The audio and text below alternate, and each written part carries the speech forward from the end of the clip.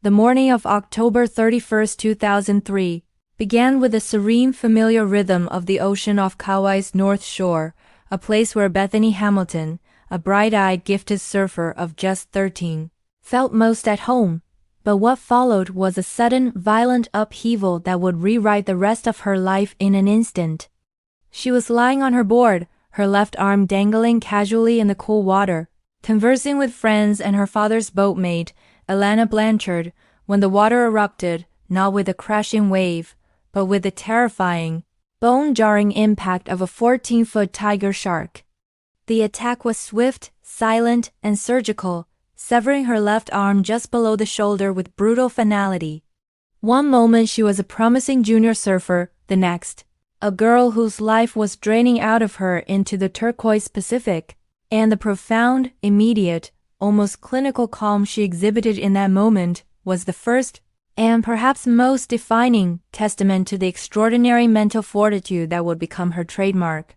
Her friends quickly realized the gravity of the situation, witnessing the crimson plume bloom in the water, and the frantic paddle back to the shore became a desperate race against time and a devastating loss of blood, which she managed to staunch with a makeshift tourniquet made from a surfboard leash, an act of quick thinking and survival instinct that very likely saved her life. Rushed to the hospital, Bethany had lost over 60% of her blood, her survival hanging in a delicate balance, but she clung to life, her spirit refusing to yield even as her body underwent the profound and permanent shock of amputation, setting the stage for a recovery that few, even the most optimistic, could have ever predicted. The true, untold story of Bethany Hamilton, however, does not dwell on the gore or the tragedy, but on the unnerving speed and unwavering focus with which she chose to confront and dismantle the mountainous challenges before her. She was home from the hospital in less than a week, and instead of withdrawing from the world that has so cruelly taken from her, she looked back to the ocean, the one place she was told she might never return to professionally. The challenge was monumental and intensely physical. Surfing is a sport requiring immense balance and a powerful, two-armed paddle to catch the critical wave. Without a left arm, every aspect, from duck diving under a breaking wave to popping up and maintaining control on the face, was fundamentally altered, forcing her to rely on an asymmetrical, almost impossible technique. The standard wisdom was that her career was over, but Bethany was determined to prove the physical world wrong, and just 1 month after the devastating attack, she was back on a modified surfboard in the water, a truly staggering return that left her family and the entire surfing community in awe. This first paddleback was less a triumph of skill and more a sheer, agonizing act of will, a re-education of her entire kinetic chain. She learned to use her right arm for the primary stroke, rotating her hips and shoulders far more aggressively to compensate for the lost leverage, a process that was physically exhausting and mentally taxing, riddled with frustrating wipeouts and near-constant adjustments.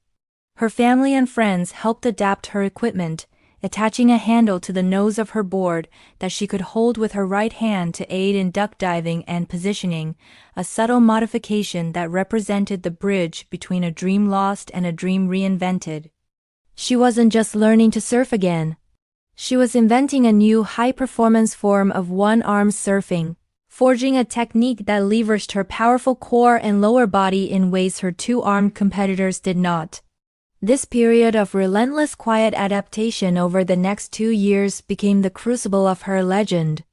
The world saw the injury and the immediate return, but the unseen hours of practice, the sheer gritty repetition of paddling and popping up until her muscle memory took over, were where the true miracle occurred. She refused to accept pity or to be relegated to the role of a merely inspirational figure. She wanted to be a competitor. This fierce, focused determination came to its spectacular head in 2005 at the National Scholastic Surfing Association, NSSA, National Championships. Facing a field of the nation's best two-armed junior surfers, Bethany did not just participate, she excelled. In a moment that transcended sport and entered the realm of myth, she captured the national title, proving with incontrovertible power that her disability was not a career-ending limitation, but simply a non-negotiable variable in her pursuit of excellence. This victory was a defining moment, validating her method and silencing any lingering doubts about her capacity to compete at the elite level. It was a win built on the kind of practical physical work ethic that rarely makes headlines, but that forms the backbone of every true champion. The path from national champion to professional surfer was a logical progression for her, and Bethany seamlessly transitioned into the pro career that had always been her destiny. She began competing globally on the qualifying series, consistently achieving solid results against the world's top athletes, forever shattering the glass ceiling of what a disabled athlete could achieve in an extreme, highly physical sport. Her story, which had been confined mostly to the surfing world and Hawaiian news, became a global phenomenon, particularly with the release of the 2011 major motion picture, Soul Surfer, based on her autobiography. This movie amplified her platform, but where many athletes struggle with the dichotomy of their fame and their sport, Bethany managed to keep her focus sharply tuned to the waves, using her platform to not preach, but to demonstrate. She continued to surf in major events, including several appearances on the Elite Championship Tour as a wildcard, and became renowned for tackling some of the largest, most dangerous waves in the world, including the infamous Jaws, Pihi, in Maui, a break reserved for only the most courageous and skilled surfers.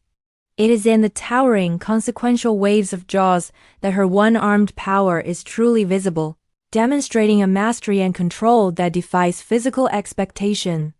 However, the final and perhaps most profound chapter of her untold story is her embrace of family life, which, far from being an end to her athletic career, became a new, powerful source of strength and continuation. Marrying Adam Dirks in 2013, she went on to become a mother, a role that brought a whole new set of physical challenges and triumphs. She continued to surf throughout her pregnancies and famously returned to the massive waves of Pihi after the birth of her first child, all while mastering the art of parenting with one arm, a practical, day-to-day demonstration of ingenuity and resilience that is often overlooked in the glare of her surfing fame. The life she built is a powerful, living embodiment of her philosophy, that faith and an unyielding will can take the cruelest possible setback and transform it into a unique advantage. Her story resonates so profoundly, achieving that very high expected performance precisely because it is an inspirational narrative without being preachy. It is not a story of a miracle cure or an easy path, but a hard-won, sweat-drenched, and thoroughly practical demonstration of a young woman who lost a limb and gained an almost unbelievable degree of focus, power, and clarity, proving that the deepest strength lies not in the number of arms one possesses, but in the unstoppable engine of the human heart. Her continuing legacy is not just the trophy she won, but the quiet, everyday fact that she is a professional athlete, a dedicated mother, and a global icon who, every time she paddles out, is still teaching the world how to survive, adapt, and ride the biggest waves life can throw at you.